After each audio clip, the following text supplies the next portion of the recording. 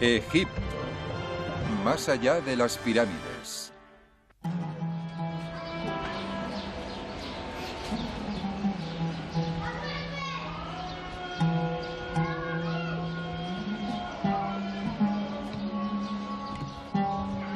Cuando se habla del Cairo, casi todo el mundo imagina esta ciudad como un lugar atemporal donde tras los muros de las casas se lleva una vida tranquila, con calles estrechas que huelen a incienso y en las que se oyen los ruidos lejanos de las fichas de dominó en un pequeño y oscuro café. Sin duda, todo esto aún existe, pero también hay otra visión del Cairo que probablemente ilustra mejor esta vieja ciudad al inicio de este milenio.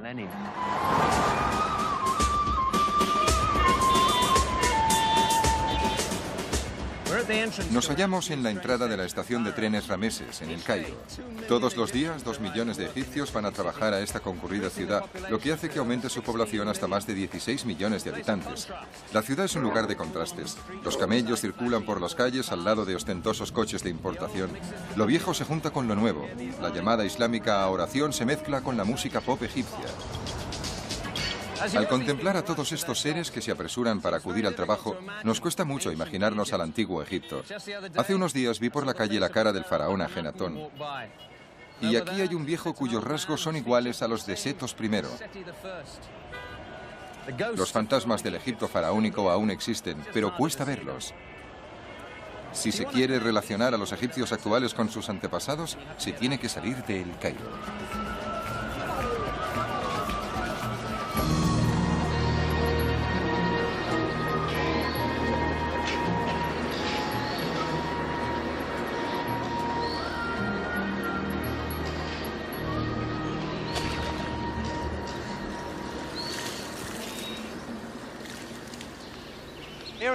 Aquí en el campo todavía es posible encontrar algunos vestigios de la vida cotidiana del antiguo Egipto.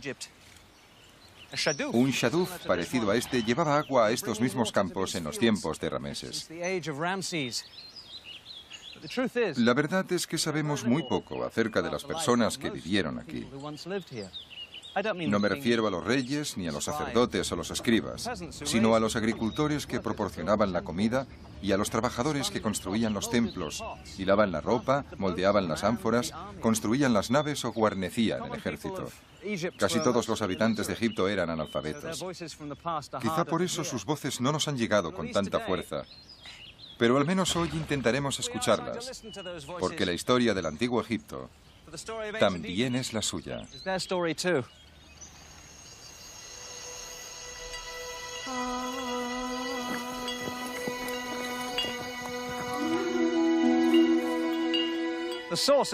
El gran auge que alcanzó la civilización egipcia no se debió a la autoridad de sus faraones o al poder de sus ejércitos, sino a la tierra negra y fértil del Valle del Nilo.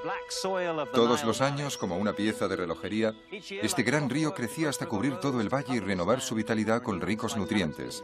Este acontecimiento mantenía a Egipto con vida y el desierto a una cierta distancia. Cuando las aguas portadoras de vida se retiraban, los campesinos regresaban a sus tierras y Egipto prosperaba otro año más.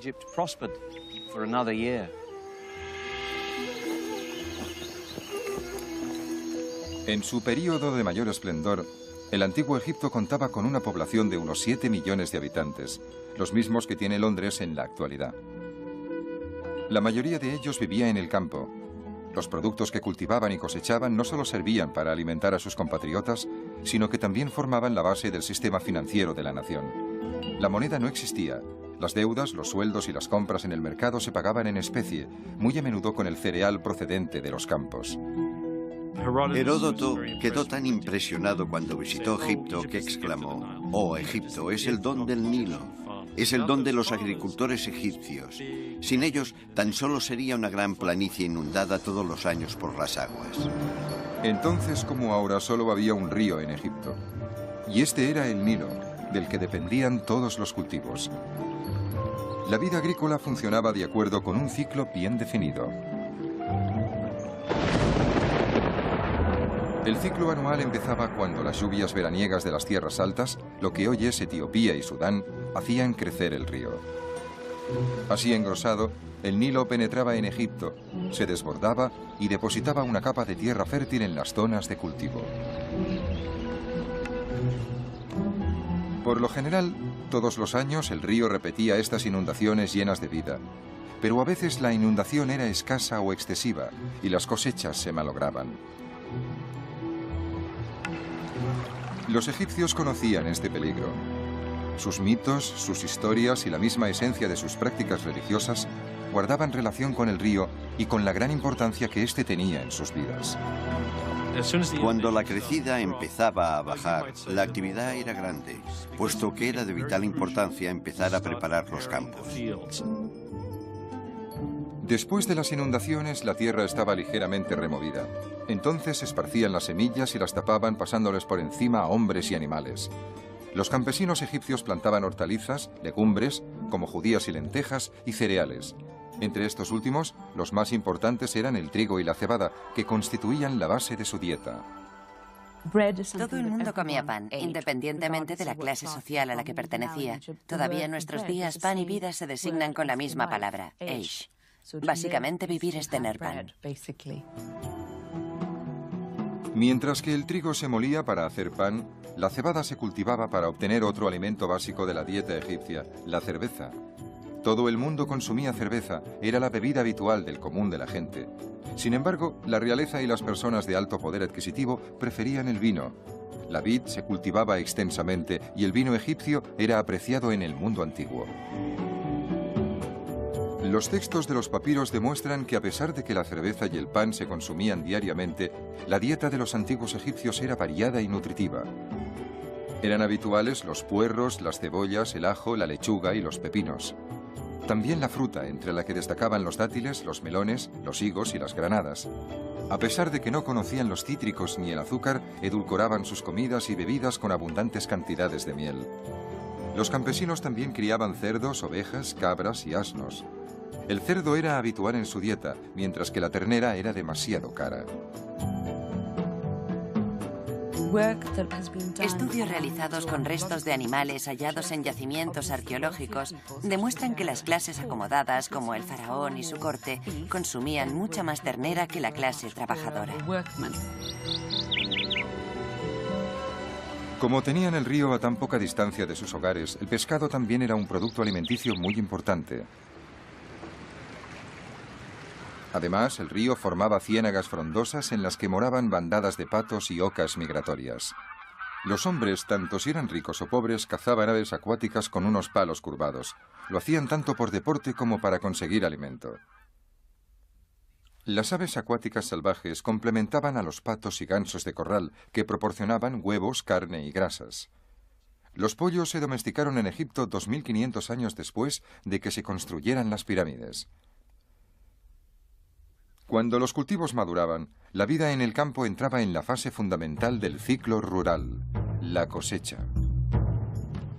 El trigo y la cebada se segaban con una piedra cortante o con hoces de bronce, y luego se trillaban machacando la cabeza del cereal con un trozo de madera provista de ranuras. El grano se separaba de la paja lanzándolo al aire. A pesar de que las mujeres no solían trabajar en el campo, la cosecha era una excepción y todo el mundo, incluidos los niños, echaban una mano. Gran parte de las tierras de Egipto pertenecían al faraón o a los grandes templos. Eso significaba que la alegría de la cosecha se mitigaba cuando los representantes de los propietarios acudían a recaudar los impuestos. Sabemos que a los egipcios les molestaba tener que pagar los impuestos que les imponía el Estado. Se han encontrado documentos en los que se hace referencia al hecho de que los recaudadores de impuestos tenían a veces problemas cuando iban a recoger los sacos de grano de los agricultores. Por ello, les acompañaban como escoltas unos hombres armados con grandes palos. En aquel tiempo, como en la actualidad, se penalizaba a quien no pagaba sus impuestos, aunque el castigo en aquella época era más dramático. Pero ni siquiera los impuestos podían empañar la satisfacción que sentían los agricultores por la recompensa que premiaba su trabajo. La cosecha significaba que el ciclo de la vida en el Valle del Nilo había conseguido completarse. La vida en Egipto transcurriría sin necesidades otro año más.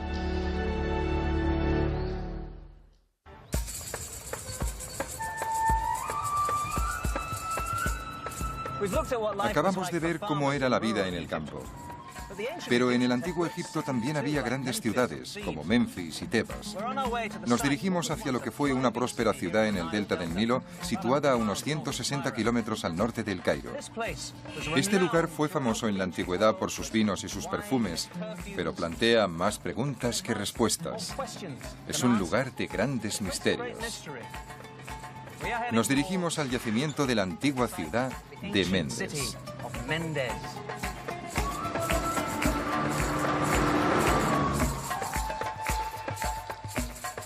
Mendes estaba situada en uno de los múltiples brazos del rico delta del Nilo.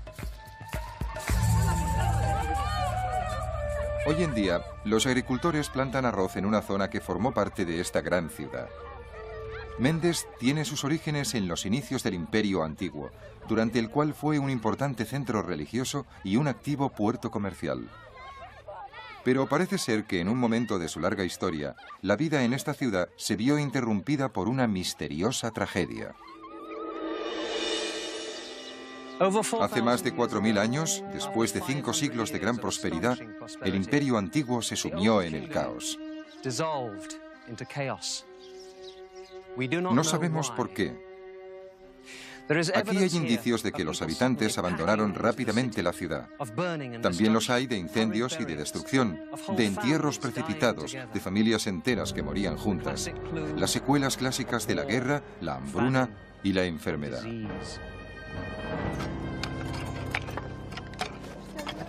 No existen documentos escritos en Mendes o en otros lugares que expliquen el declive del Imperio Antiguo, pero el Dr. Donald Redford, de la Penn State University, dirige un equipo que busca estas respuestas. Está excavando un templo del Imperio Antiguo que se construyó en Mendes hace más de 4.000 años. A medida que avanzan las excavaciones en este lugar de culto, va apareciendo un lugar de muerte. Ahora nos hallamos en lo alto del templo. ¿Qué habéis encontrado? Al principio encontramos una capa que sugiere una destrucción masiva. Había tenido lugar un incendio y los ladrillos, al quemarse, habían producido una gran deflagración. Debajo de esta capa hallamos una superficie asociada con la estructura. En esta superficie tuvimos una gran sorpresa. Es una de las grandes sorpresas de mi carrera arqueológica y bastante dramática, por cierto.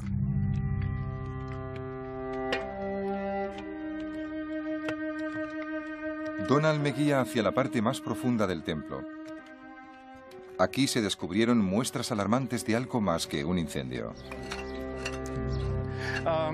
En el punto donde ahora me encuentro, descubrimos 3 esqueletos. Un hombre viejo encima de una mujer vieja, que a su vez estaba encima de un niño. Allí encontramos 2 esqueletos más, uno al lado del otro. No habían sido enterrados porque se hallaban en unas posturas retorcidas que indicaban que murieron de forma traumática en este lugar. ¿Las personas que murieron en este lugar, fueran hombres, mujeres o niños, estaban atrapadas? ¿Eran prisioneros? No podemos asegurarlo. Las paredes que rodeaban este patio no eran muy altas. Además, estaban inclinadas hacia afuera. Si hubieran querido escapar, nada lo habría impedido y podrían haberlo hecho. Pero, ¿por qué iban a quedarse aquí? Es casi siniestro. ¿Crees que puede haber más cuerpos? Sin duda alguna.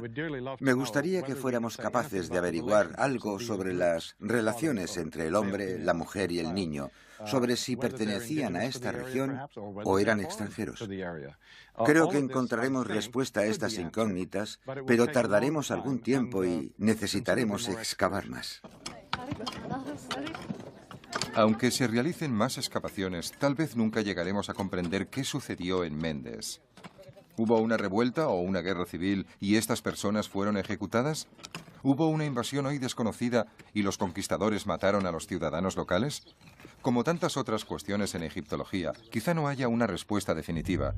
Lo que sí sabemos es que después de estas muertes, la vida continuó. Tras este desastre, parece ser que la ciudad y el templo quedaron abandonados. ¿Volvieron a construirse años más tarde? Sí, fue un lugar sagrado durante un largo periodo de tiempo. El templo se reconstruyó en el Imperio Nuevo, se restauró en los siglos siguientes y no llegó a completarse hasta el año 550 antes de nuestra era. Voy a mostrarles los restos de lo hecho en este último periodo, la parte más grande y espectacular. ¿Esto forma parte del gran templo? Sí, es el lugar más sagrado de todos. Es impresionante. Oh, sí, es fantástico. Fue el último elemento que se añadió al templo. Se trata de un gran patio cerrado con un acceso indirecto que no se podía ver. Querían mantenerlo en secreto. Eso es. En el patio había 4 santuarios gigantescos. 3 fueron destruidos y se desmoronaron. Quedaron únicamente los restos. Solo ha sobrevivido uno. Aún así, intentaron destruirlo, pero no lo consiguieron y todavía se conserva. Es el mayor monumento de Egipto al norte de las pirámides. Es espectacular desde aquí abajo, y había 4. Sí, había 4. ¿Con un dios en su interior? Con un dios en forma de carnero.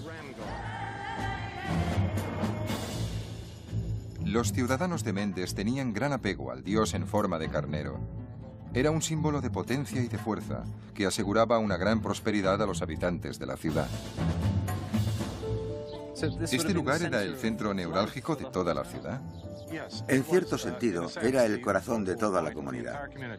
Todos se consideraban, a distintos niveles, devotos del dios en forma de carnero. Era su dios, el dios de la ciudad. Este templo era el centro de una gran ciudad. ¿Cuánto tiempo duró? Supongo que unos 5000 años. En la Edad Media aún podríamos haber visto este templo en pie. Después fue desmantelado para aprovechar la piedra caliza. A causa de los expolios de los primeros arqueólogos, que eran buscadores de tesoros, los restos acabaron por derrumbarse. Ahora los pájaros anidan en este lugar, pero hace 2500 años un dios vivía aquí. Después de la noche oscura de la tragedia inexplicable de Mendes en el Imperio Antiguo, pudo volver a sonreír en esta antigua ciudad. Los años más prósperos de Mendes van del 600 al 330 antes de nuestra era. Desde los restos de las grandes murallas de la ciudad se divisa lo que fue un activo puerto fluvial. Los barcos mercantes de Grecia transportaban cargamentos hasta el concurrido puerto de Mendes, donde se intercambiaban maderas y aceites valiosos por grano, oro y vino egipcios. Hoy en día, el curso del Nilo se ha alejado mucho de este lugar. Donde hubo un gran y bullicioso puerto, ahora encontramos arena y pequeños arbustos. Donald Redford y yo hemos subido a lo alto de las murallas de la ciudad. Desde allí me ha contado cómo era el próspero puerto que una vez hubo en ese lugar.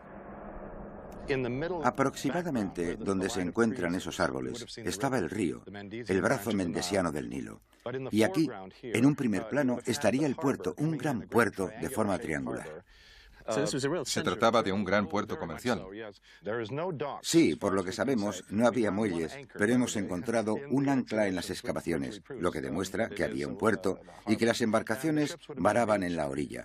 Había un amarradero y unas zonas apropiadas para que los estibadores dejaran la carga.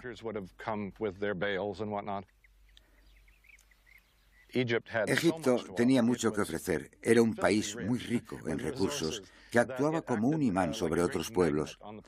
Todo el mundo quería venir aquí y comerciar. Si eras fenicio, valía la pena construir una nave y asociarse con alguien importante para mandar esta nave a Egipto y hacer fortuna. Aparte del puerto antiguo, Donald también intenta aprender cosas sobre los habitantes de Mendes. En este lado, ¿estos restos son de la ciudad? Es la ciudad. Y precisamente aquella zona es un lugar excelente porque recibe el viento del norte. Tiene una situación estupenda. Por eso la ocupaban la mayoría de los edificios públicos. Tal vez la casa del gobernador o de la persona que estuviera al mando. Aunque ya hemos excavado parcialmente, si se profundizara más, se encontrarían grandes recintos con edificios bien construidos, destinados a albergar a los escribas y a la élite de la comunidad. Todavía se pueden ver en pie algunos muros erosionados de los que se podría trazar un plano y entonces tendríamos una idea mejor de estos grandes edificios públicos. Me encantaría poder hacerlo, lo tengo en mente, si vivo lo suficiente. Lo que más me sorprende, en primer lugar, es que estás excavando una ciudad entera, enorme, en la que hay templos, y no uno, sino 2 puertos. Se trata de una ciudad entera que prácticamente está sin excavar y que a su vez es un lugar precioso. Sí, es increíble.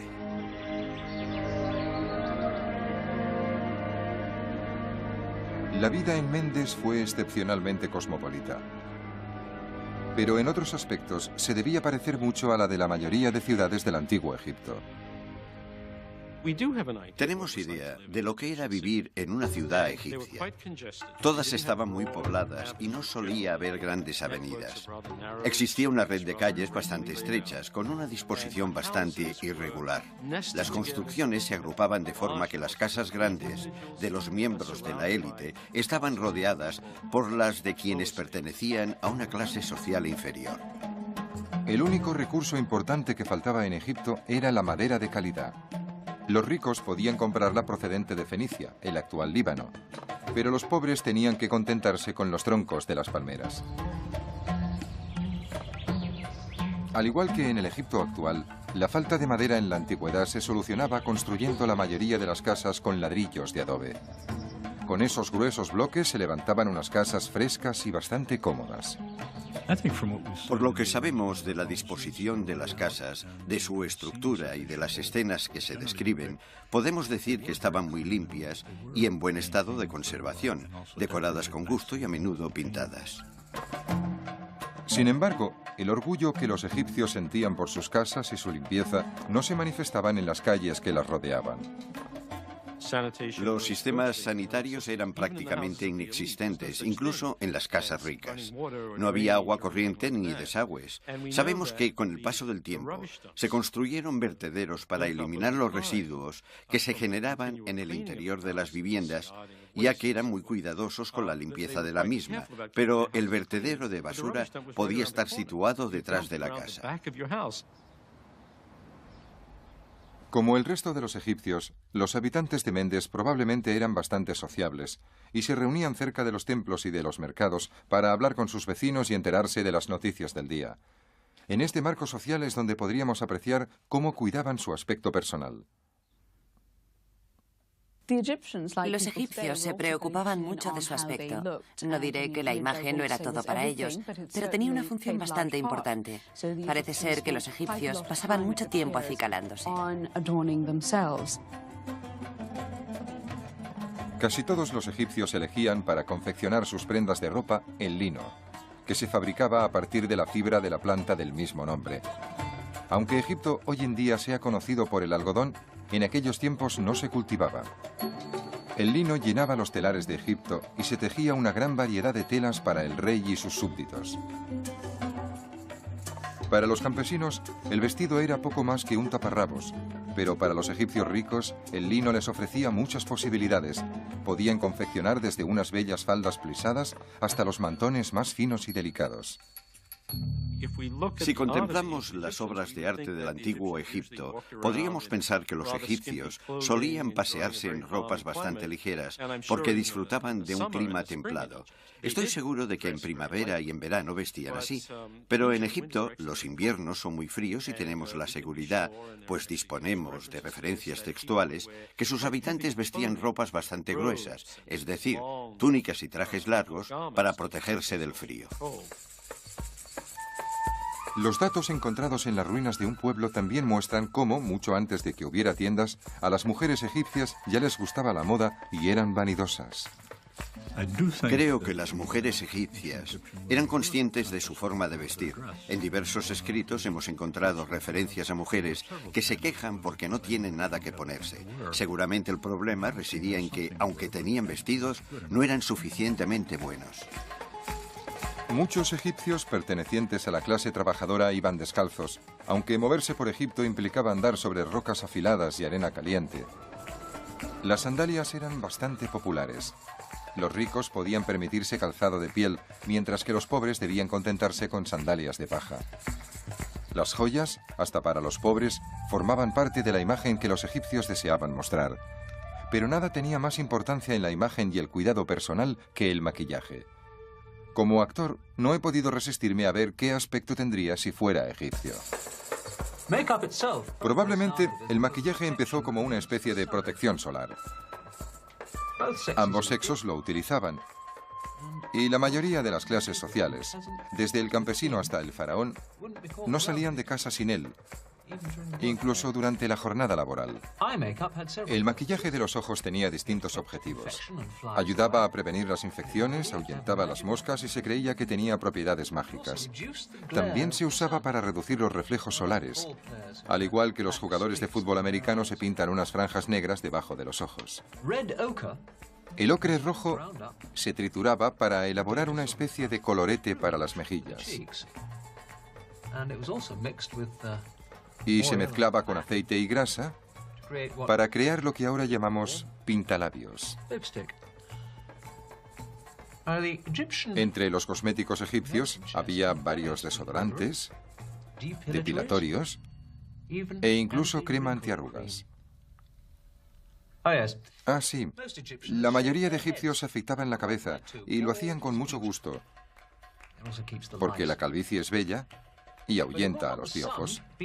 Como no podía ser bueno que el sol les diera en la cabeza todo el día, los egipcios de cualquier clase social usaban pelucas. Las de los pobres eran de fibras vegetales, mientras que los ricos se las podían permitir de cabello auténtico. Lo que significa que tal vez también tuvieran sus problemas con el pelo largo. Ya estoy. ¿Qué aspecto tengo? Ya estoy arreglado para salir de noche en Memphis o Tebas.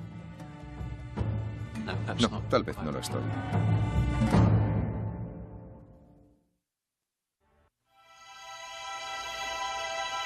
En el antiguo Egipto, la forma de vivir estaba condicionada por el lugar donde se vivía. Había poblados cerca de los puertos. También los había en la intersección de las rutas comerciales. Otros se hallaban situados en puntos estratégicos importantes a lo largo del Nilo. Pero la mayoría de nuestros conocimientos de la vida urbana en Egipto proceden de los restos de una ciudad única en el mundo, cuya razón de ser era dar servicio a los cementerios. Estos cementerios eran las legendarias tumbas del Valle de los Reyes y del Valle de las Reinas. Están ubicados en la orilla occidental del Nilo, al otro lado del gran centro religioso de Tebas. Estamos en el corredor de entrada de una de las muchas tumbas del Valle de los Reyes. Cada uno de estos espacios inmensos debía tallarse en la dura roca y requería del trabajo de centenares de hombres. Algunos excavaban y extraían las piedras, otros dibujaban y esculpían los relieves en los muros calizos, otros pintaban las escenas asombrosas que vemos a nuestro alrededor. Para dar alojamiento a trabajadores tan valiosos y hábiles, se creó un pueblo a su medida. Este pueblo de trabajadores se llama ahora Deir el Medina, que en árabe significa el monasterio del pueblo. A partir del año 1500 antes de nuestra era, este desértico lugar fue el hogar de los artesanos que crearon las grandes tumbas de la nobleza egipcia. El lugar elegido para el poblado era el menos adecuado. El implacable sol egipcio asola el lugar y no hay árboles ni agua. Ni siquiera se ve el Nilo, que fluye a unos 3 kilómetros de distancia. Pero la situación de Deir el Medina tiene su razón de ser, ya que se encuentra a tan solo un corto paseo de las tumbas del valle. Los artesanos y obreros que trabajaban en los templos debían desplazarse de un lugar a otro cuando el templo ya estaba construido, pero el Valle de los Reyes se construyó durante un largo periodo de tiempo, así que quienes trabajaban en él vivían con sus familias. Disponemos de muchos datos sobre lo que sucedió allí. Los arqueólogos que encontraron Deir el Medina tuvieron suerte al descubrir un antiguo vertedero lleno de información inestimable. Tuvimos mucha suerte de que tiraran lo que usaban para hacer un esbozo o como borrador. Es básicamente esto. En egiptología lo llamamos ostracón. Podía usarse un fragmento de piedra caliza, como se puede ver aquí, o un pedazo de cerámica rota. Era básicamente un medio sobre el que se escribía en tinta, que se fabricaba con negro de humo y agua. Afortunadamente encontramos un gran alijo de estos elementos. Estos pequeños fragmentos de piedra son restos de documentos, diarios y notas informales que nos dan una visión inestimable de la vida de los egipcios que ocuparon este lugar. No hay ninguna otra ciudad en Egipto tan bien documentada. Los trabajadores de Deir el Medina estaban bien valorados y recibían un buen sueldo. Aún así, hay datos que revelan que algunos hicieron huelga para protestar contra las injusticias. Los que vivían aquí no eran esclavos. Tenemos formada una imagen, gracias a films como los de Cecil B. DeMille, según la cual las tumbas reales las construían esclavos, que luego eran asesinados para mantener secreta la situación de los enterramientos. Pero eso no ocurrió así. Varios centenares de personas debieron de vivir aquí. Los trabajadores recibían casas construidas por el Estado. Estas casas estaban dispuestas en pasadizos que recordaban más a callejones que a calles. Había muy poco espacio exterior, pero los interiores eran cómodos y hasta tenían algunos muebles. Los muebles eran escasos, pero aún así hay 3 tumbas en el cementerio de Deir el Medina que contenían unos 25 o 30 muebles, la mayoría sillas y taburetes de madera.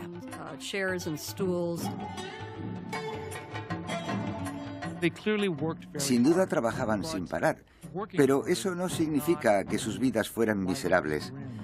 Las casas en las que vivían, a pesar de ser algo pequeñas, debían ser unos lugares bastante agradables donde vivir.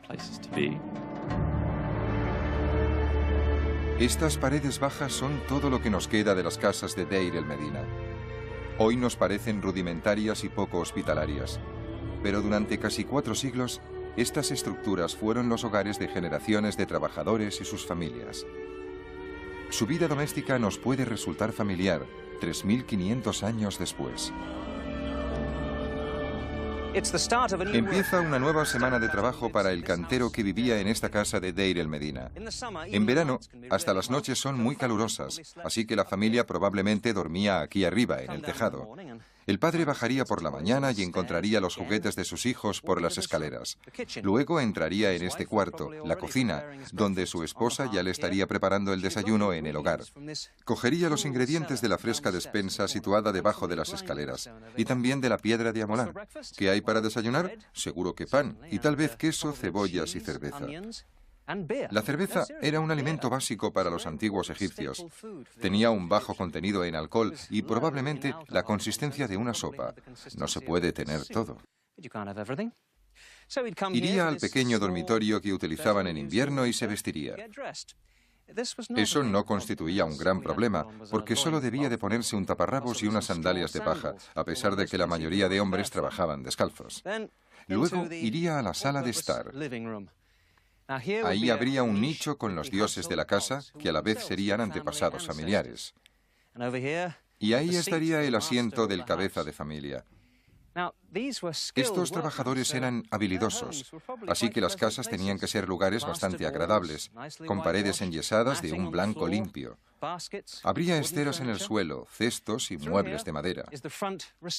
Por aquí está la habitación de las visitas con una cama provisional en la esquina. La suegra está durmiendo. En estas casas no había ventanas para evitar que entrara el calor, pero había ranuras de ventilación en el techo. Esto significaba que el lugar estaba bastante oscuro, pero en cambio era bastante fresco, si tenemos en cuenta el intenso calor del verano. En resumen, no es un lugar tan malo para vivir un trabajador y su familia en el año 1200 antes de nuestra era. Ahora nos vamos a trabajar.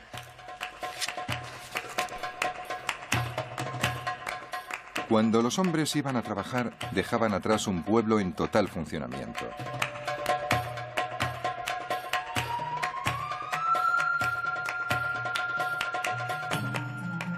Los chicos y los jóvenes se organizaban en grupos para hacer llegar el suministro de agua y comida al valle cercano. Las mujeres estaban ocupadas con las tareas domésticas.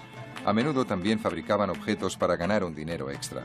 Una tejía y vendía mechas para las lámparas que los maridos utilizaban en los oscuros túneles de las tumbas. Este es el camino que llevaba al Valle de los Reyes, justo al pasar por la cima de la montaña. Abajo se encontraba Deir el Medina. Nuestro cantero tal vez no regresaría hasta pasados 9 días, que es lo que duraba la semana laboral. Durante la semana, la mayoría de trabajadores prefería quedarse en unas pequeñas cabañas cerca de las tumbas del valle. Así que el hombre tal vez se giraba para decir adiós a su esposa e hijos que se quedaban en el pueblo y seguía el recorrido de media hora hasta llegar al intenso trabajo de las tumbas.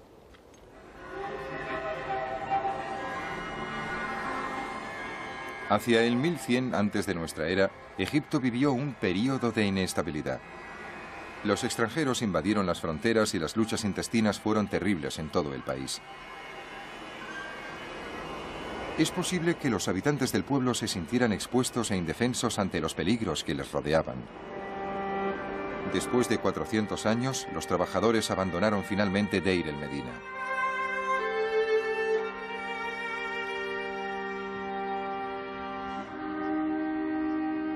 Este lugar, que fue el hogar de algunos egipcios durante tanto tiempo, se olvidó rápidamente.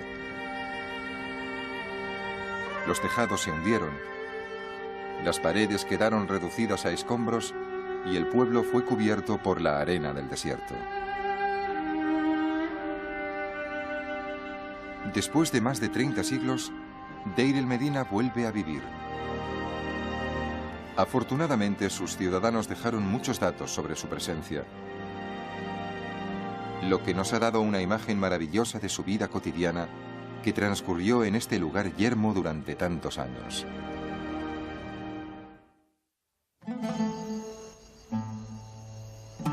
Conocemos la historia de las sociedades antiguas por los acontecimientos que muy a menudo protagonizaron sus hombres. Lo mismo pasa en Egipto. Los documentos que han llegado hasta nosotros y que aportan detalles sobre la civilización egipcia están llenos de hazañas de reyes, sacerdotes y escribas, todos ellos del género masculino, pero sin duda la historia auténtica del antiguo Egipto es también la historia de sus mujeres.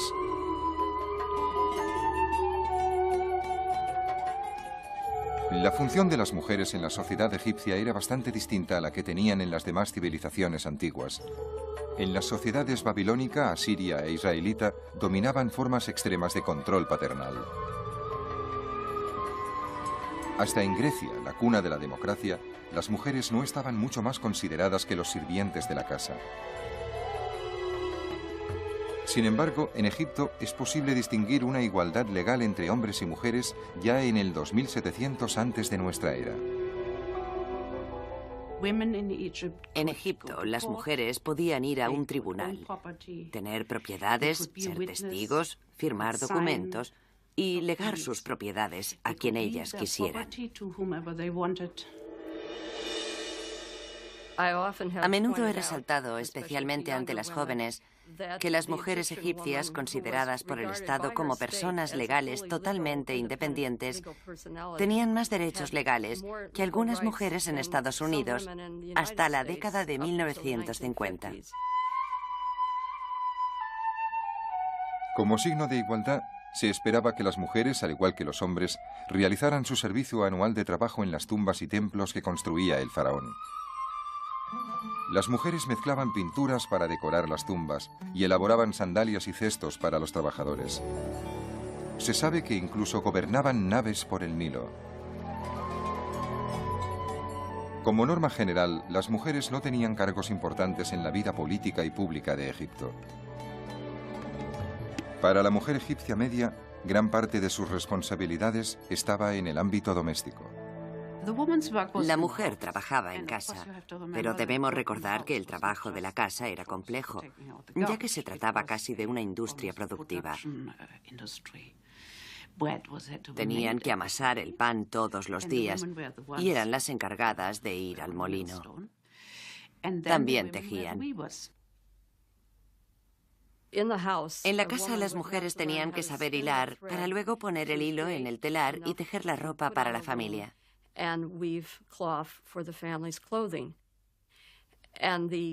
El proceso de obtener hilo de lino puro requería 24 pasos.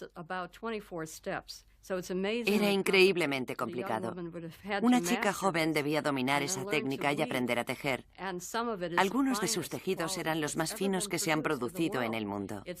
Eran muy ligeros y, como la seda, casi transparentes. En las familias campesinas, las mujeres se encargaban de cuidar los patos y los gansos y ayudaban en el campo cuando se las necesitaba.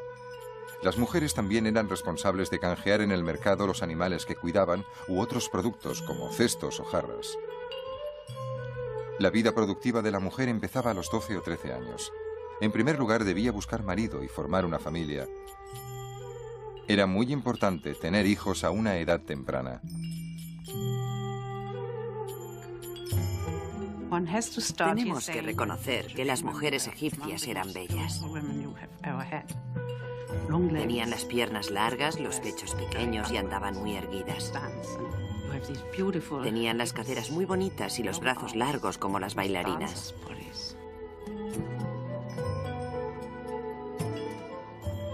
El cortejo parece que era bastante informal y sin demasiados rituales ni restricciones. Las relaciones entre los jóvenes no eran muy estrictas. La poesía amorosa parece indicar que en muchos casos los jóvenes tenían relaciones sexuales antes del matrimonio. Al menos esto se deduce de la poesía amorosa. Vemos como un joven, un pretendiente, visitaba a la joven en su casa o como una joven huía de su casa para ir en busca de su amante. Tenemos una descripción bastante explícita del amor sexual antes del matrimonio.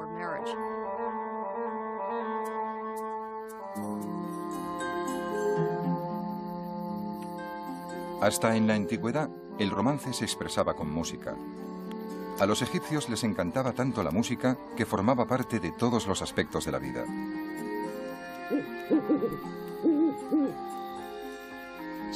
Por desgracia, no tenemos ni idea de cómo sonaba esa música, pero se conservan las letras de algunas canciones.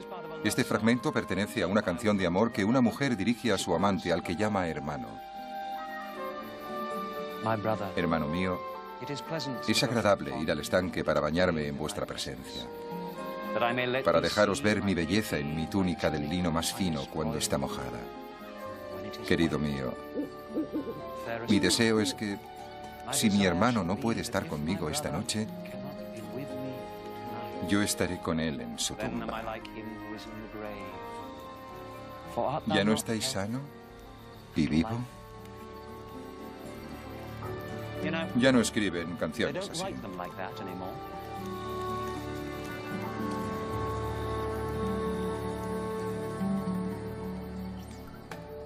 Las mujeres podían desposarse cuando llegaban a la pubertad. Los jóvenes lo hacían un poco más tarde, entre los 16 y los 20 años. Aunque el periodo de noviazgo hubiera sido muy romántico, el hecho de casarse no lo era. En el antiguo Egipto, el matrimonio era una institución, pero no un sacramento. Por lo que sabemos, por ejemplo, no había una ceremonia de matrimonio. Dos familias se ponían de acuerdo para casar a sus hijos. O bien, la pareja acordaba casarse contando con el apoyo familiar, pero no había una ceremonia matrimonial en sí. La virginidad no era un requisito para el novio o la novia, pero después del matrimonio la fidelidad se tomaba muy en serio.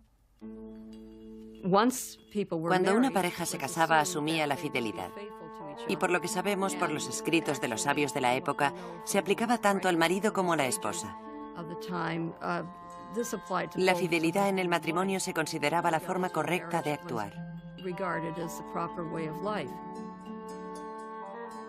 El divorcio era habitual entre los egipcios y cualquiera de las dos partes podía iniciar el proceso. No había un estigma social. Los hombres y las mujeres divorciados a menudo se volvían a casar. A pesar de esta actitud ante el divorcio, la institución del matrimonio estaba en el corazón de la sociedad egipcia. Podemos ver a los egipcios de la antigüedad cogerse del brazo, algo que es muy dulce. Aunque no sea una gran demostración de afecto, son gestos discretos en los que los dos parecen muy felices. El concepto de familia y el sentimiento de cariño y amor mutuo eran muy fuertes en el antiguo Egipto, tal como lo es en nuestros días. En las sociedades modernas, es muy tentador pensar que la tecnología nos ha aportado una perspectiva única de la vida, desconocida para el ciudadano medio del antiguo Egipto. Pero ese tipo de imparcialidad cultural niega los hechos de la historia de este lugar. Es evidente que los antiguos egipcios amaban su país, querían a sus familias y buscaban la misma paz y satisfacción que nosotros, miles de años más tarde. Esos conceptos básicos que dan sentido a la vida eran tan valorados en la antigüedad como hoy en día.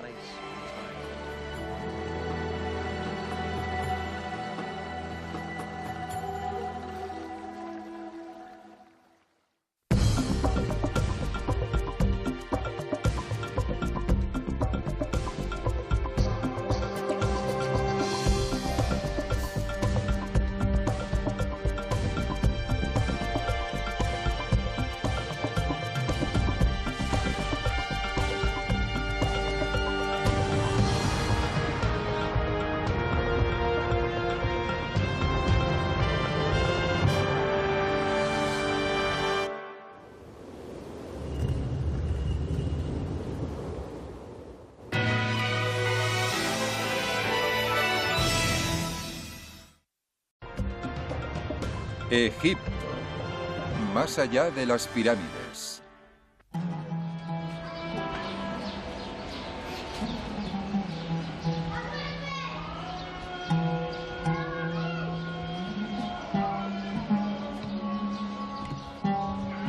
Cuando se habla del Cairo, casi todo el mundo imagina esta ciudad como un lugar atemporal donde tras los muros de las casas se lleva una vida tranquila, con calles estrechas que huelen a incienso y en las que se oyen los ruidos lejanos de las fichas de dominó en un pequeño y oscuro café.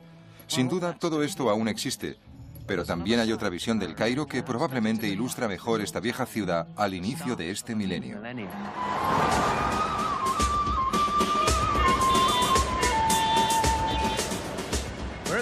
Nos hallamos en la entrada de la estación de trenes Rameses, en el Cairo. Todos los días, 2 millones de egipcios van a trabajar a esta concurrida ciudad, lo que hace que aumente su población hasta más de 16 millones de habitantes. La ciudad es un lugar de contrastes. Los camellos circulan por las calles al lado de ostentosos coches de importación. Lo viejo se junta con lo nuevo. La llamada islámica oración se mezcla con la música pop egipcia. Al contemplar a todos estos seres que se apresuran para acudir al trabajo, nos cuesta mucho imaginarnos al antiguo Egipto. Hace unos días vi por la calle la cara del faraón Ajenatón. Y aquí hay un viejo cuyos rasgos son iguales a los de Setos I. Los fantasmas del Egipto faraónico aún existen, pero cuesta verlos. Si se quiere relacionar a los egipcios actuales con sus antepasados, sí, el mundo antiguo. Los textos de los papiros demuestran que a pesar de que la cerveza y el pan se consumían diariamente, la dieta de los antiguos egipcios era variada y nutritiva. Eran habituales los puerros, las cebollas, el ajo, la lechuga y los pepinos. También la fruta, entre la que destacaban los dátiles, los melones, los higos y las granadas. A pesar de que no conocían los cítricos ni el azúcar, edulcoraban sus comidas y bebidas con abundantes cantidades de miel. Los campesinos también criaban cerdos, ovejas, cabras y asnos. El cerdo era habitual en su dieta, mientras que la ternera era demasiado cara. Estudios realizados con restos de animales hallados en yacimientos arqueológicos demuestran que las clases acomodadas, como el faraón y su corte, consumían mucha más ternera que la clase trabajadora.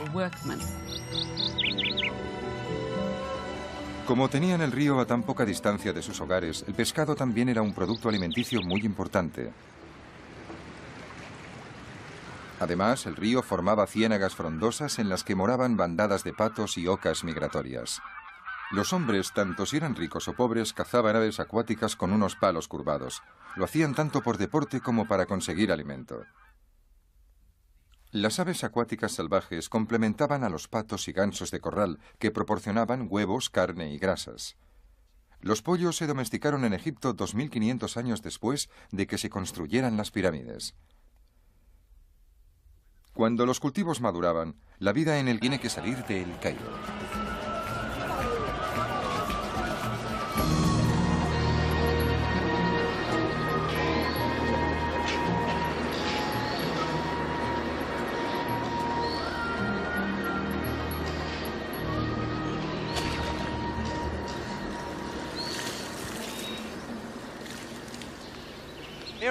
Aquí en el campo todavía es posible encontrar algunos vestigios de la vida cotidiana del antiguo Egipto.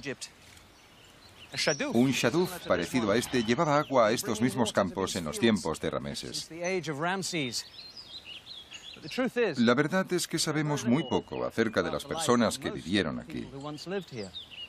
No me refiero a los reyes, ni a los sacerdotes o los escribas, sino a los agricultores que proporcionaban la comida y a los trabajadores que construían los templos, hilaban la ropa, moldeaban las ánforas, construían las naves o guarnecían el ejército.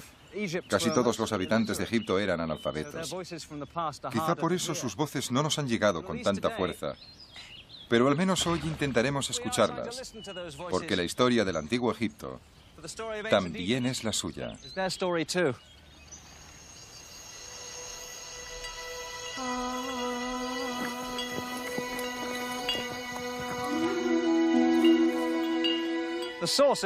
El gran auge que alcanzó la civilización egipcia no se debió a la autoridad de sus faraones o al poder de sus ejércitos, sino a la tierra negra y fértil del valle del Nilo. Todos los años, como una pieza, necesitaba una capa de tierra fértil en las zonas de cultivo. Por lo general, todos los años el río repetía estas inundaciones llenas de vida, pero a veces la inundación era escasa o excesiva y las cosechas se malograban. Los egipcios conocían este peligro. Sus mitos, sus historias y la misma esencia de sus prácticas religiosas guardaban relación con el río y con la gran importancia que éste tenía en sus vidas. Cuando la crecida empezaba a bajar, la actividad era grande, puesto que era de vital importancia empezar a preparar los campos. Después de las inundaciones, la tierra estaba ligeramente removida. Entonces esparcían las semillas y las tapaban pasándoles por encima a hombres y animales. Los campesinos egipcios plantaban hortalizas, legumbres, como judías y lentejas, y cereales. Entre estos últimos, los más importantes eran el trigo y la cebada, que constituían la base de su dieta. Todo el mundo comía pan, independientemente de la clase social a la que pertenecía. Todavía en nuestros días, pan y vida se designan con la misma palabra, eish. Básicamente, vivir es tener pan. Mientras que el trigo se molía para hacer pan, la cebada se cultivaba para obtener otro alimento básico de la dieta egipcia, la cerveza. Todo el mundo consumía cerveza, era la bebida habitual del común de la gente. Sin embargo, la realeza y las personas de alto poder adquisitivo preferían el vino. La vid se cultivaba extensamente y el vino egipcio era apreciado en el de relojería. Este gran río crecía hasta cubrir todo el valle y renovar su vitalidad con ricos nutrientes. Este acontecimiento mantenía a Egipto con vida y el desierto a una cierta distancia.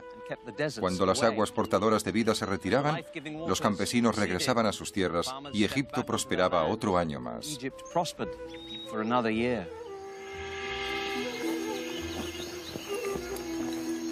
En su período de mayor esplendor, el antiguo Egipto contaba con una población de unos 7 millones de habitantes, los mismos que tiene Londres en la actualidad. La mayoría de ellos vivía en el campo. Los productos que cultivaban y cosechaban no solo servían para alimentar a sus compatriotas, sino que también formaban la base del sistema financiero de la nación. La moneda no existía. Las deudas, los sueldos y las compras en el mercado se pagaban en especie, muy a menudo con el cereal procedente de los campos. Heródoto quedó tan impresionado cuando visitó Egipto que exclamó: «Oh, Egipto, es el don del Nilo, es el don de los agricultores egipcios. Sin ellos, tan solo sería una gran planicie inundada todos los años por las aguas». Entonces, como ahora, solo había un río en Egipto. Y este era el Nilo, del que dependían todos los cultivos. La vida agrícola funcionaba de acuerdo con un ciclo bien definido. El ciclo anual empezaba cuando las lluvias veraniegas de las tierras altas, lo que hoy es Etiopía y Sudán, hacían crecer el río. Así engrosado, el Nilo penetraba en Egipto, se desbordaba y depositaba. Entonces, como ahora, solo había un río en Egipto. Y este era el Nilo, del que dependían todos los cultivos. La vida agrícola funcionaba de acuerdo con un ciclo bien definido. El ciclo anual empezaba cuando las lluvias veraniegas de las tierras altas, lo que hoy es Etiopía y Sudán, hacían crecer el río. Así engrosado, el Nilo penetraba en Egipto, se desbordaba y depositaba una capa de tierra fértil en las zonas de cultivo. Por lo general, todos los años el río repetía estas inundaciones llenas de vida, pero a veces la inundación era escasa o excesiva y las cosechas se malograban. Los egipcios conocían este peligro. Sus mitos, sus historias y la misma esencia de sus prácticas religiosas guardaban relación con el río y con la gran importancia que éste tenía en sus vidas. Cuando la crecida empezaba a bajar, la actividad era grande, puesto que era de vital importancia empezar a preparar los campos.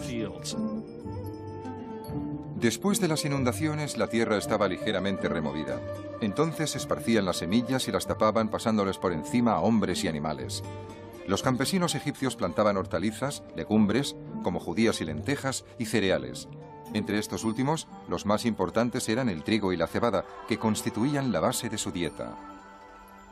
Todo el mundo comía pan, independientemente de la clase social a la que pertenecía. Todavía en nuestros días, pan y vida se designan con la misma palabra, eish. Básicamente, vivir es tener pan.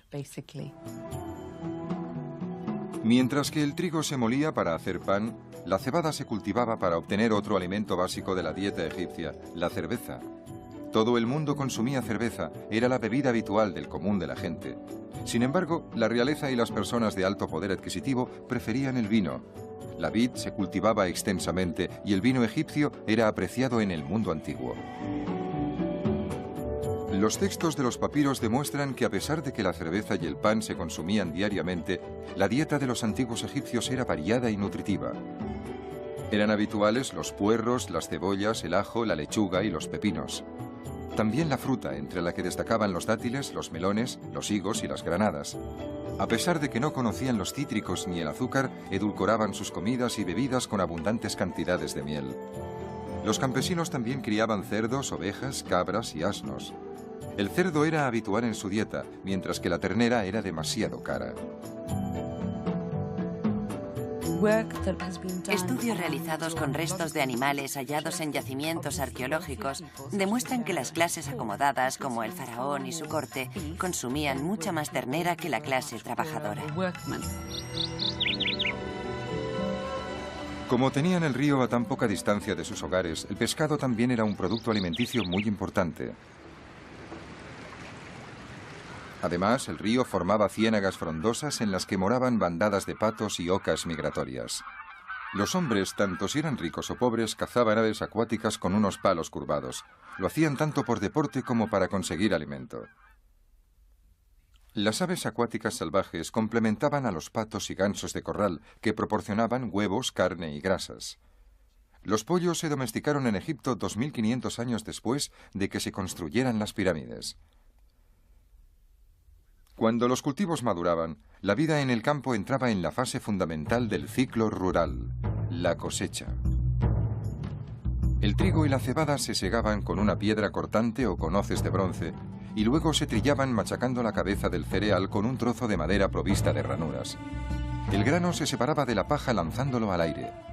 A pesar de que las mujeres no solían trabajar en el campo, la cosecha era una excepción y todo el mundo, incluidos los niños, echaban una mano. Gran parte de las tierras de Egipto pertenecían al faraón o a los grandes templos. Eso significaba que la alegría de la cosecha se mitigaba cuando los representantes de los propietarios acudían a recaudar los impuestos. Sabemos que a los egipcios les molestaba tener que pagar los impuestos que les imponía el Estado. Se han encontrado documentos en los que se hace referencia al hecho de que los recaudadores de impuestos tenían a veces problemas cuando iban a recoger los sacos de grano de los agricultores. Por ello, les acompañaban como escoltas unos hombres armados con grandes palos. En aquel tiempo, como en la actualidad, se penalizaba a quien no pagaba sus impuestos, aunque el castigo en aquella época era más dramático. Pero ni siquiera los impuestos podían empañar la satisfacción que sentían los agricultores por la recompensa que premiaba su trabajo. La cosecha significaba que el ciclo de la vida en el Valle del Nilo había conseguido completarse. La vida en Egipto transcurriría sin necesidades otro año más.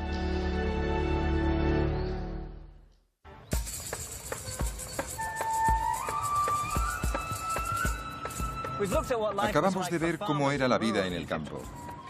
Pero en el antiguo Egipto también había grandes ciudades, como Menfis y Tebas. Nos dirigimos hacia lo que fue una próspera ciudad en el delta del Nilo, situada a unos 160 kilómetros al norte del Cairo.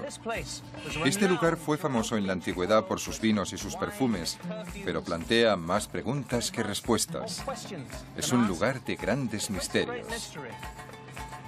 Nos dirigimos al yacimiento de la antigua ciudad de Mendes.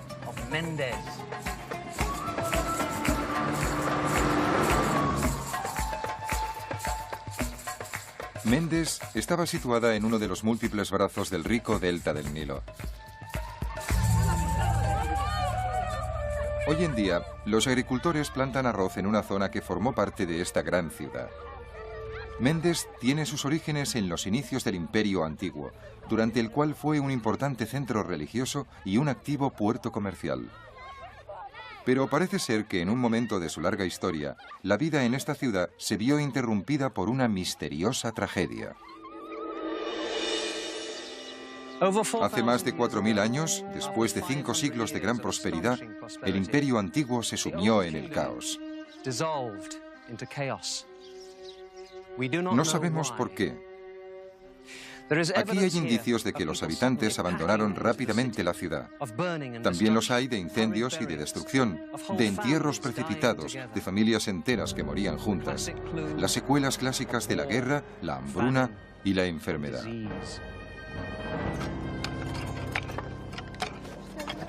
No existen documentos escritos en Mendes o en otros lugares que expliquen el declive del Imperio Antiguo, pero el Dr. Donald Redford, de la Penn State University, dirige un equipo que busca estas respuestas. Está excavando un templo del Imperio Antiguo que se construyó en Mendes hace más de 4.000 años. A medida que avanzan las excavaciones en este lugar de culto, va apareciendo un lugar de muerte. Ahora nos hallamos en lo alto del templo. ¿Qué habéis encontrado? Al principio encontramos una capa que sugiere una destrucción masiva. Había tenido lugar un incendio y los ladrillos, al quemarse, habían producido una gran deflagración. Debajo de esta capa hallamos una superficie asociada con la estructura. En esta superficie tuvimos una gran sorpresa.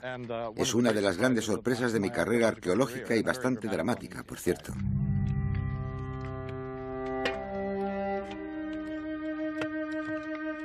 Donald me guía hacia la parte más profunda del templo. Aquí se descubrieron muestras alarmantes de algo más que un incendio.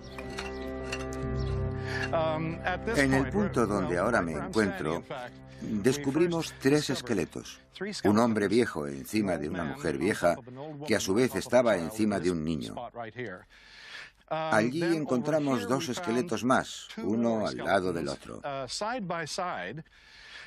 No habían sido enterrados porque se hallaban en unas posturas retorcidas que indicaban que murieron de forma... Redford y yo hemos subido a lo alto de las murallas de la ciudad. Desde allí me ha contado cómo era el próspero puerto que una vez hubo en ese lugar. Aproximadamente donde se encuentran esos árboles estaba el río, el brazo mendesiano del Nilo.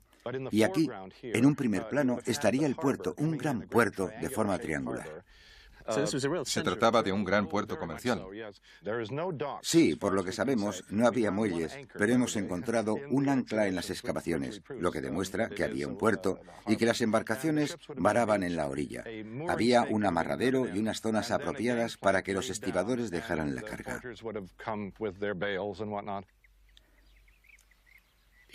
Egipto tenía mucho que ofrecer. Era un país muy rico en recursos que actuaba como un imán sobre otros pueblos. Todo el mundo quería venir aquí y comerciar. Si eras fenicio, valía la pena construir una nave y asociarse con alguien importante para mandar esta nave a Egipto y hacer fortuna. Aparte del puerto antiguo, Donald también intenta aprender cosas sobre los habitantes de Mendes. En este lado, ¿estos restos son de la ciudad? Es la ciudad. Y precisamente aquella zona es un lugar excelente porque recibe el viento del norte. Tiene una situación estupenda. Por eso la ocupaban la mayoría de los edificios públicos. Tal vez la casa del gobernador o de la persona que estuviera al mando. Aunque ya hemos excavado parcialmente, si se profundizara más, se encontrarían grandes recintos con edificios bien construidos, destinados a albergar a los escribas y a la élite de la comunidad. Todavía se pueden ver en pie algunos muros erosionados de los que se podría trazar un plano, y entonces tendríamos una idea mejor de estos grandes edificios públicos. Me encantaría poder hacerlo. Lo tengo en mente, si vivo lo suficiente. Lo que más me sorprende, en primer lugar, es que estás excavando una ciudad entera, enorme, en la que hay templos, y no uno, sino dos puertos. Se trata de una ciudad entera que prácticamente está sin excavar y que a su vez es un lugar precioso. Sí, es increíble.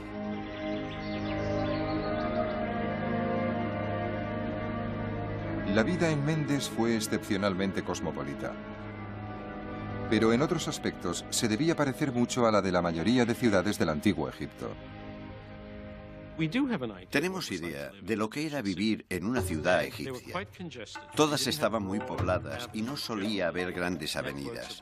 Existía una red de calles bastante estrechas, con una disposición bastante irregular.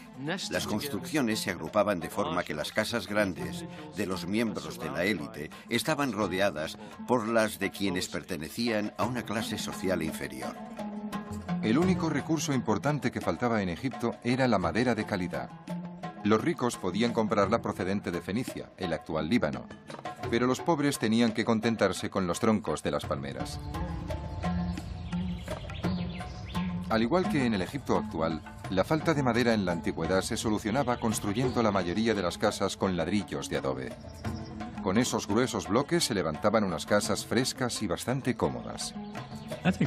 Por lo que sabemos de la disposición de las casas, de su estructura y de las escenas que se describen, podemos decir que estaban muy limpias y en buen estado de conservación, decoradas con gusto y a menudo pintadas. Sin embargo, el orgullo que los egipcios sentían por sus casas y su limpieza no se manifestaban en las calles que las rodeaban.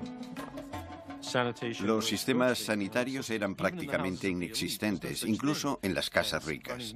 No había agua corriente ni desagües. Sabemos que, con el paso del tiempo, se construyeron vertederos para eliminar los residuos que se generaban en el interior de las viviendas, ya que eran muy cuidadosos con la limpieza de la misma, pero el vertedero de basura podía estar situado detrás de la casa. Como el resto de los egipcios, los habitantes de Mendes probablemente eran bastante sociables. Egipto, más allá de las pirámides.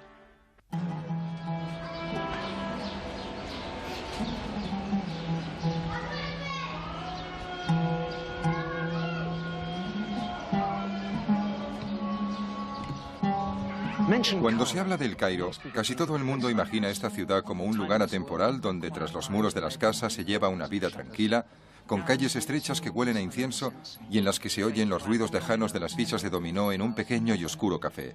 Sin duda, todo esto aún existe, pero también hay otra visión del Cairo que probablemente ilustra mejor esta vieja ciudad al inicio de este milenio.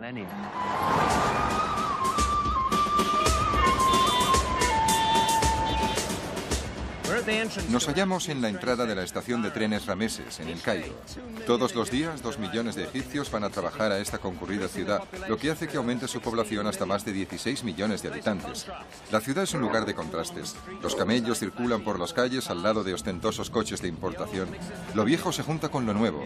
La llamada islámica a oración se mezcla con la música pop egipcia. Al contemplar a todos estos seres que se apresuran para acudir al trabajo, nos cuesta mucho imaginarnos al antiguo Egipto. Hace unos días vi por la calle la cara del faraón Ajenatón. Y aquí hay un viejo cuyos rasgos son iguales a los de Setos I. Los fantasmas del Egipto faraónico aún existen, pero cuesta verlos. Si se quiere relacionar a los egipcios actuales con sus antepasados, se tiene que salir del Cairo.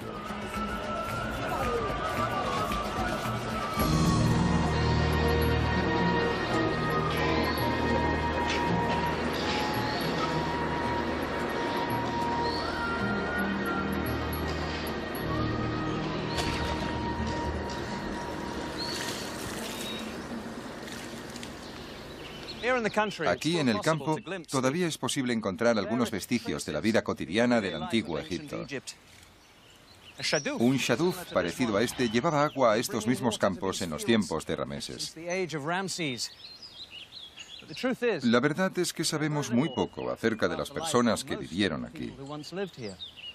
No me refiero a los reyes, ni a los sacerdotes o los escribas, sino a los agricultores que proporcionaban la comida y a los trabajadores que construían los templos, hilaban la ropa, moldeaban las ánforas, construían las naves o guarnecían el ejército.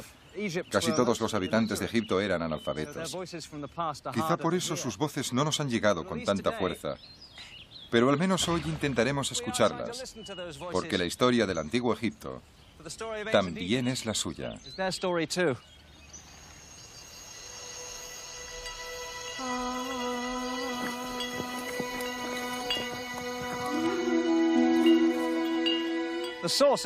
El gran auge que alcanzó la civilización egipcia no se debió a la autoridad de sus faraones o al poder de sus ejércitos, sino a la tierra negra y fértil del valle del Nilo. Todos los años, como una pieza de relojería, este gran río crecía hasta cubrir todo el valle y renovar su vitalidad con ricos nutrientes. Este acontecimiento mantenía a Egipto con vida y el desierto a una cierta distancia. Cuando las aguas portadoras de vida se retiraban, los campesinos regresaban a sus tierras y Egipto prosperaba otro año más.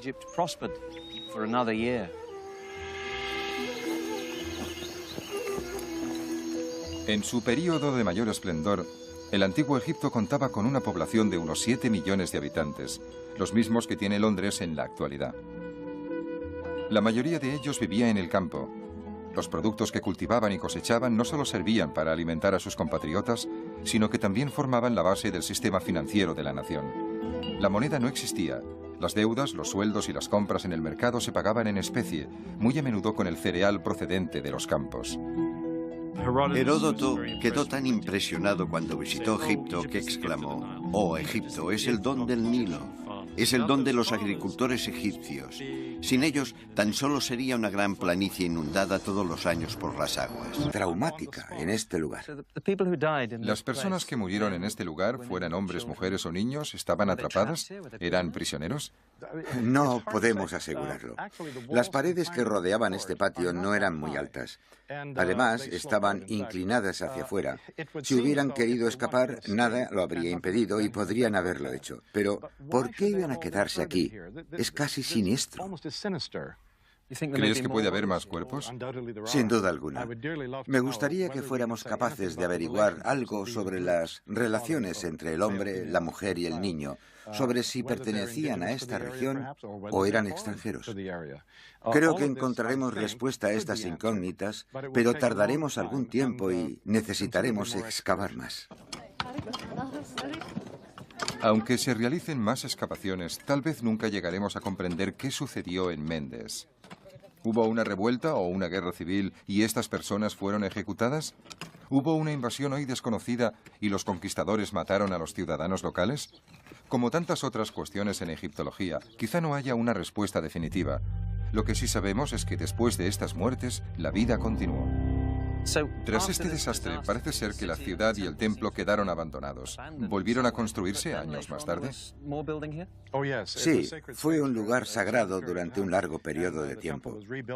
El templo se reconstruyó en el Imperio Nuevo, se restauró en los siglos siguientes y no llegó a completarse hasta el año 550 antes de nuestra era. Voy a mostrarles los restos de lo hecho en este último periodo, la parte más grande y espectacular. ¿Esto forma parte del gran templo? Sí, es el lugar más sagrado de todos. Es impresionante. Oh, sí, es fantástico. Fue el último elemento que se añadió al templo.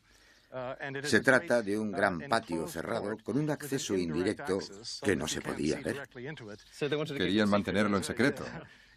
Eso es. En el patio había 4 santuarios gigantescos. 3 fueron destruidos y se desmoronaron. Quedaron únicamente los restos.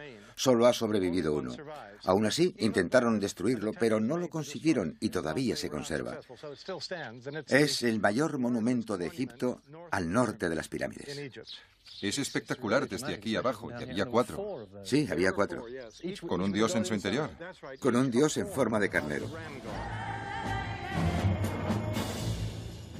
Los ciudadanos de Mendes tenían gran apego al dios en forma de carnero. Era un símbolo de potencia y de fuerza, que aseguraba una gran prosperidad a los habitantes de la ciudad. ¿Este lugar era el centro neurálgico de toda la ciudad? En cierto sentido, era el corazón de toda la comunidad. Todos se consideraban, a distintos niveles, devotos del dios en forma de carnero. Era su dios, el dios de la ciudad. Este templo era el centro de una gran ciudad. ¿Cuánto tiempo duró? Supongo que unos 5000 años. En la Edad Media aún podríamos haber visto este templo en pie. Después fue desmantelado para aprovechar la piedra caliza. A causa de los expolios de los primeros arqueólogos, que eran buscadores de tesoros, los restos acabaron por derrumbarse. Ahora los pájaros anidan en este lugar, pero hace 2500 años un dios vivía aquí. Después de la noche oscura de la tragedia inexplicable de Mendes en el Imperio Antiguo, pudo volver a sonreír en esta antigua ciudad. Los años más prósperos de Mendes van del 600 al 330 antes de nuestra era. Desde los restos de las grandes murallas de la ciudad se divisa lo que fue un activo puerto fluvial. Los barcos mercantes de Grecia transportaban cargamentos hasta el concurrido puerto de Mendes, donde se intercambiaban maderas y aceites valiosos por grano, oro y vino egipcios. Hoy en día, el curso del Nilo se ha alejado mucho de este lugar. Donde hubo un gran y bullicioso puerto, ahora encontramos arena y pequeños arbustos. Donald